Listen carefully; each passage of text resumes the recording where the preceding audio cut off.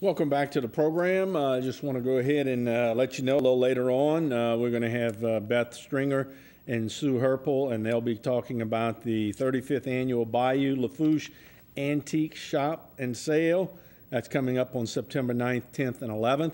And also Jack Croker with the Veterans segment, Lee Schaefer, Dawn Pierron, Danny Picu, and they'll be talking about the Independence Day celebration, both the one that they've had in the past, but also the planning into the future. Let's go to the phone lines, which are open, 879-1231. Apparently, I know that there's a lot of weather going on outside, but there may be some signal issues with Comcast, and we apologize for that, but we'll see what we can do to try to help out the audio as best we can. But let's go to the phone line. Thank you for calling, and welcome to the program. Hi, Jimmy. Hello.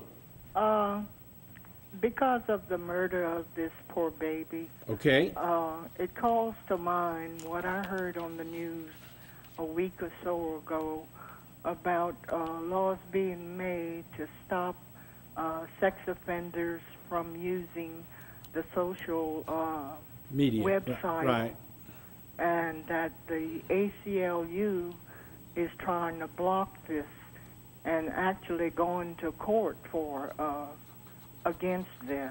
Right.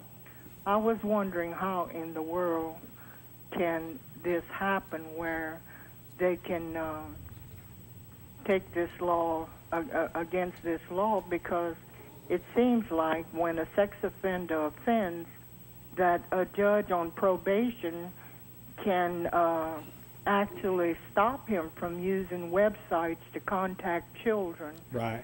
And end up either murdering or abusing children. Well, and I agree with you know what you're saying. Now, this is just from what I've read, because I haven't seen a copy of the lawsuit. I think what they're claiming is that the law is overbroad because it doesn't specifically define, you know, which websites can and cannot be gone to. I agree with you, though, that in today's society, it just seems to me that anytime a predator is out loose on the internet, it's not a good thing.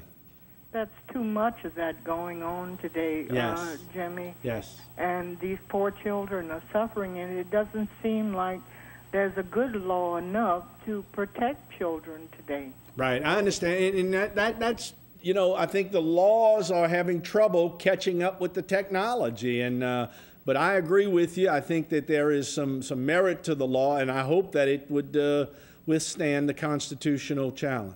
You think it will? You know, I think it's got a good chance. I would have to read, and I haven't specifically read the law. I'd have to see what they're claiming, but I do know that they're saying it was just too broadly drafted. So well, it just depends. I know Governor Jindal has stated that he's going to defend it to his death, so to speak. And so I think, you know, with that, it probably has at least a fair chance of succeeding. Well, let me tell you how broad I think their initials are.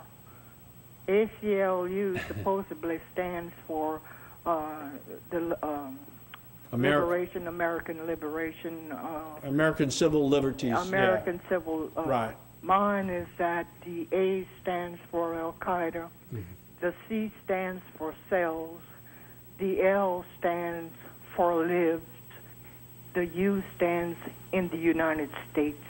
Okay. There's too many cells here not to even think that way, with the way that they abuse the system to be able to get in there and bring down good laws. Okay, I appreciate those. Look, go ahead. I have another thing. Sure. What about this amoeba situation that's happening? Is it happening here in Houma and like no. Thibodaux and other places like that? I just saw that it happened. It wasn't locally, and that's a very rare occurrence where I think it gets into the nostrils and goes straight to the brain. But I only heard of one case, you know, recently. Right. But I think the warning is that, you know, those bacteria are there all the time.